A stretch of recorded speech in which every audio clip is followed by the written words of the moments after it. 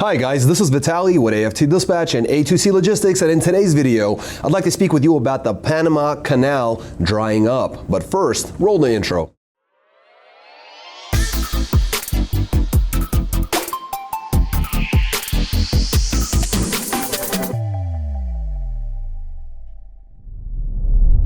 Welcome back. Before we get started, I'd like to ask you to please like the video. Be sure you subscribe to the channel and hit the notification bell so you never miss a single release of our videos, where every Friday we're talking about something that could benefit you in your trucking businesses, in your trucking careers, as well as cover the loads we've successfully booked for our customers, consisting of leased owner operators and carriers operating under their own MC authorities, running under our truck dispatch services.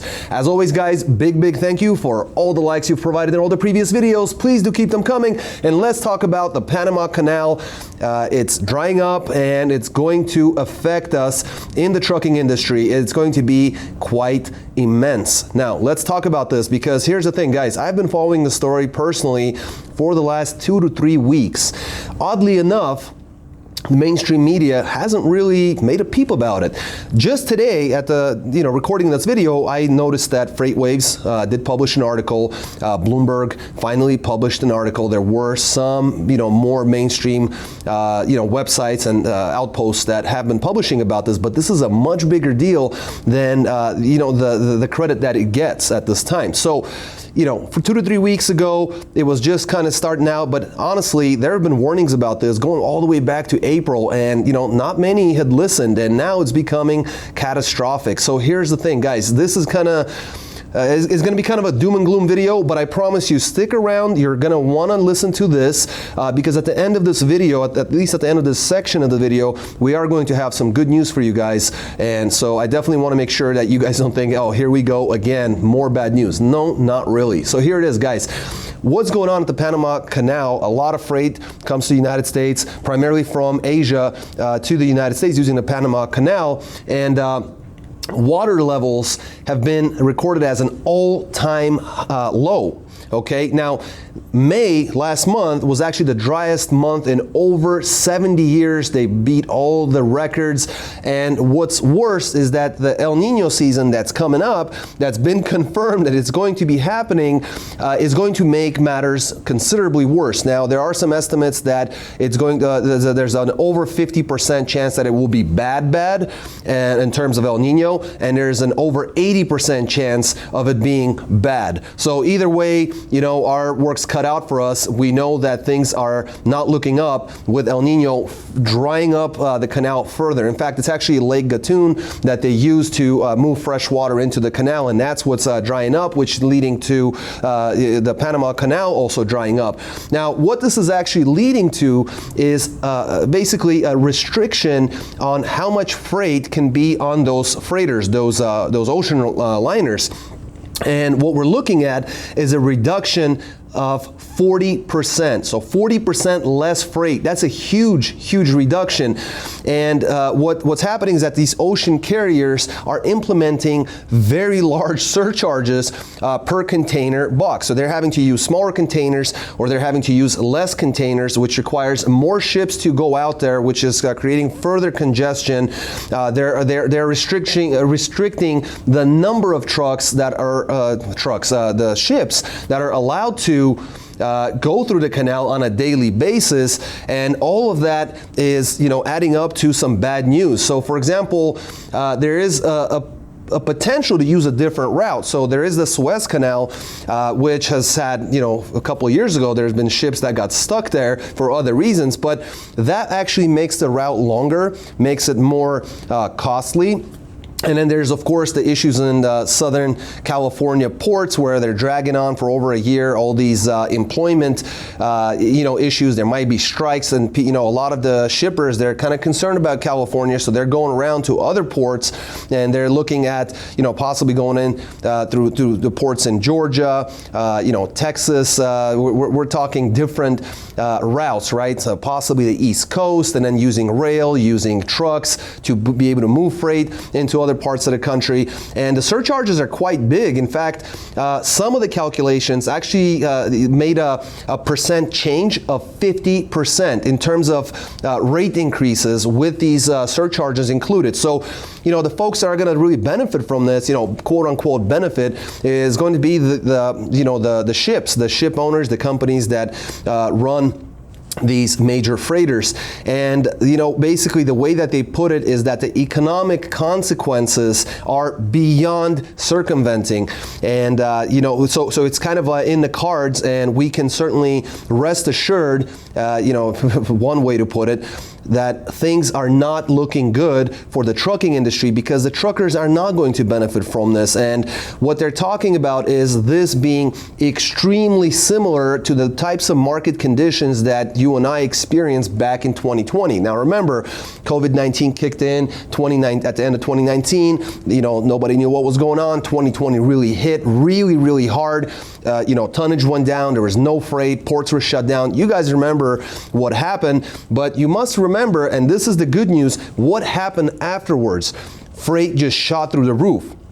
The other thing to consider is that the consumer is changing, right? So what they're really concerned about is that once these shortages go into effect, consumers are going to act differently, where they're going to start hoarding more than ever, which is going to create further shortages. It will basically limit and dwindle things to nothing, which will require even more ordering, which will turn around and really benefit the trucking industry. So those of you guys who stuck around, that is the good news, guys. Yes, there's going to be pain. There's going to be lots and lots of pain. But on the other side of that hill is going to be where truckers are finally going to start making money. Now, right now, we're already seeing slight increases in the spot market. We're seeing prices for freight going up. You guys are experiencing that in your paychecks, and hopefully you are. If not, give us a call. We'll help you out. But ultimately, this is going to be similar to 2020.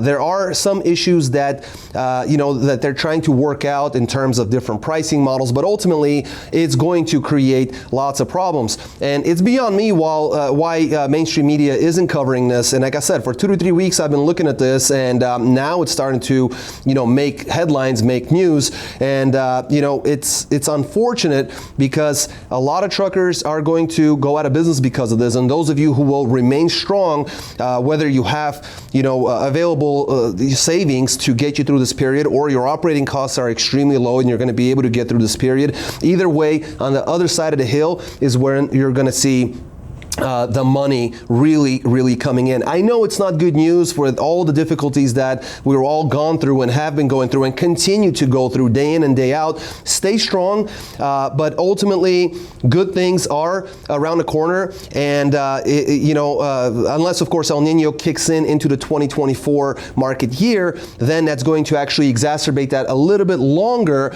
but it will worsen the situation, which will need to be corrected, and the kickback from that will be absolutely astronomical. So very good news for those trucking companies that will still be in business at that time. As always, guys, would love to hear from you guys in the comment section below. Please make sure to smash the like button on this video. Make sure you subscribe to the channel. And I'm gonna switch over to camera. We're gonna look over the loads that we book for our customers. Things are looking up, and I'll see you guys in just a moment. Welcome back. Let's take a look at some of these loads. This week we got vans and reefers. Rates are obviously coming up. I'm going to start off with a reefer coming out of Bardstown, Kentucky, going to Mount Crawford, Virginia. Shorter run, very light load, 10,000 pounds of refrigerated goods at 50 degrees on a reefer, 466 miles, booked at $1,700, got them $365 a mile. Great job. Then a 2-pick, 3-dropper. Both picks out of Mount Crawford, 0 deadhead, real quick. Drops in Mount Juliet, Tennessee, Lebanon, Tennessee, and Humboldt, Tennessee. As a final 33,000 pound load of dairy products, 699 miles, booked at $1,600, got them $229 a mile. Then right out of Humboldt, Tennessee, going to Commerce, Georgia. Again, 0 deadhead, excellent job. It's a 27,000 pound load of food at 34 degrees on a reefer, 438 miles, booked at $1,450, got them $331 a mile. Did a great job. Then Lula, Georgia, with a 1-pick, 2-dropper to Ocala, Florida, and Punta Gorda, Florida. It's a 43,000 pound load of frozen chicken at -10 on a reefer, 620 miles, booked at $23.10, got them $373 a mile. And they got out of Tampa, Florida to Sanford, Florida. Real quick run, very light at 5,000 pounds of frozen meat, running -10 on a reefer, 111 miles, booked at $700, got him 631 a mile, absolutely destroyed it. Way to go, Calvin. Thursday to Thursday, 2,334 loaded miles, running at an average of $332 per loaded mile, ended up grossing $7,760 in their 7 days, running very, very efficiently with very little amount of deadhead. Excellent, excellent job. Next, we got our dry van coming out of Lancaster, South Carolina, going to Athens, Tennessee.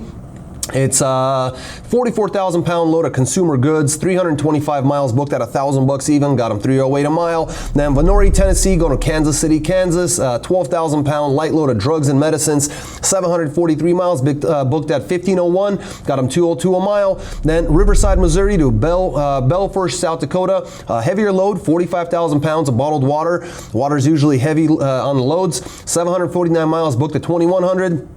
Got them 280 a mile. Then they finished off out of Colony, Wyoming, going to Hermiston, Oregon with a 40,000 pound load of consumer goods, 951 miles. Got them at $2,300, very respectable, 242 a mile coming out of a real tough market. Excellent job, guys. Thursday to Thursday, 7 days on the road. This driver is Sam. Excellent job, my friend. Running 2,768 loaded miles at an average of $249 a mile. Ended up grossing $6,901 in their 7 days. Excellent job. Next, we got a reefer coming out of Beerstown, Illinois, going to Salem, Virginia, load of fresh pork, 40,000 pounds, 782 miles, booked at $2,250, got them 288 a mile. Then Mount Crawford, Virginia, going to Newport, Michigan. It's a 42,000 pound load of dairy products, 497 miles, booked at $1,000, got them 201 a mile. Now Livonia, Michigan to Dayton, Ohio with a 22,000 pound of freight of all kinds, FAK. Real quick run, 215 miles, booked at $900, got them 419 a mile. Great job. Then they did a one pick 3 dropper out of Delphos, Ohio, dropping in Leansville, North Carolina, Henderson, North Carolina, and a final in Fredericksburg, Virginia with a 36,000 pound load of food, 28 degrees on a reefer, 787 miles, booked at $2,550, got them 324 a mile. Excellent job. This one did really well because it's Friday to Thursday, so less days on a run. Ended up on the road, ended up running $6,700 in gross. In 6 days, 2,281 loaded miles at an average of 294 per loaded mile average. Excellent job. Then a dry van coming out of West Fargo, North Dakota, and a second pick out of Princeton, Minnesota, going to El Paso, Texas. Super light load of boxes, only 5,000 pounds, $3,100 booked, got him $190 on that one. Then out of El Paso, got him a load going to Rexburg, Idaho, long run, 10,000 pound load of ATVs, 1,102 miles, booked at $3,400, got him 309 a mile on that one. So excellent job there, coming out of El Paso for some really good money. Monday to Monday, 7 days on the road, $6,500 booked, ran 2,733 loaded miles at an average of 238 a mile. Excellent job, David. Way to go, guys. Keep it going. Next, we got a reefer coming out of Boardman, Oregon, going to St. George, Utah. It's a cheese load, 42,000 pounds, running 35 degrees on a reefer, 903 miles, booked at $1,900, got them $2.10 a mile. Then out of Yuma, Arizona to Clackamas, Oregon, it's a 42,000 pound load of bins. Looks like 1,300 or 1,235 miles, booked at $4,500. Killed it at $364 per mile. Excellent job, guys. That was Mike. Well done. 7 days on the road. Wednesday to Wednesday, $6,400 grossed, 2,138 loaded miles at an average of $299 per loaded mile average. Excellent job. Then a dry van coming out of Kansas City, Missouri, going to Boss, Missouri. A real quick run. A load of batteries, 40,000 pounds, 268 miles, booked at $800, got them $299 a mile. Then Rolla, Missouri, going to Des Moines, Iowa, with 3 drops there. Fairly light load, I would say, 24,000 pounds of household goods, 317 miles, booked at $1,150, got them $363 a mile. Then right out of Des Moines, going to Shelbyville, Kentucky, again, zero deadhead, 34,000 pound load, fairly light, packaging materials, 618 miles, booked at $1,200, got them $194 on that one. And then out of Bardstown, Kentucky to Valley, Alabama, it's a load of bagged flour, 40,000 pounds, 480 miles, booked at $1,000, got them $208 a mile. Finished off strong out of Donaldsonville, Georgia, going to Nunda, New York. It's a load of peanuts, 45,000 pounds, heavy load, 1,162 miles, booked at 24.50, got them $2.11 a mile, coming out to New York. Thursday to Thursday, 7 days on the road, grossed 6,600 bucks, ran 2,845 loaded miles at an average of 232 a mile.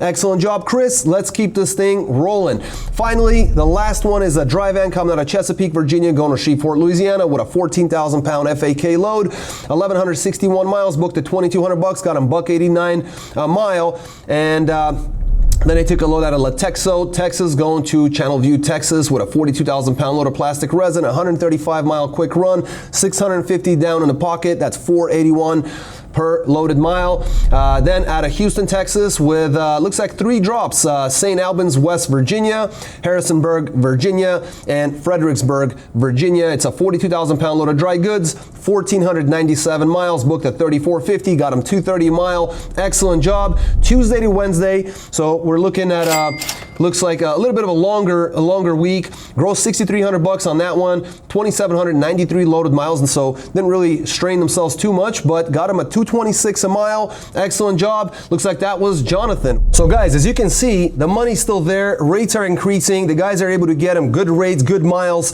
The freight in many cases is very light. They're running very efficiently. The first truck in the list was very, very efficient, running very low amount of deadhead miles. And the reason for that is because our dispatchers have been doing this for so very long. We have so many connections in the industry. We have so many different ways of getting freight. We have so many different ideas on how do we actually route you guys. What's going to be more efficient?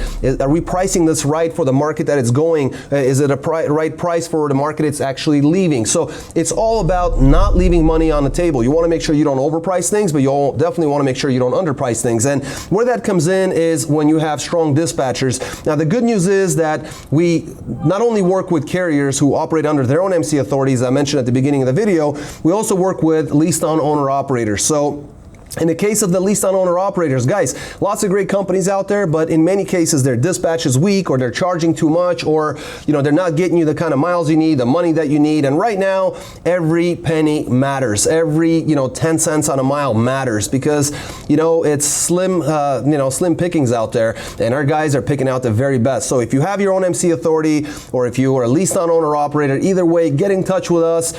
Numbers 801-448-6363. You can also get more information on our website at aftdispatch.com. And until next week, guys, stay healthy, be wealthy. Take care.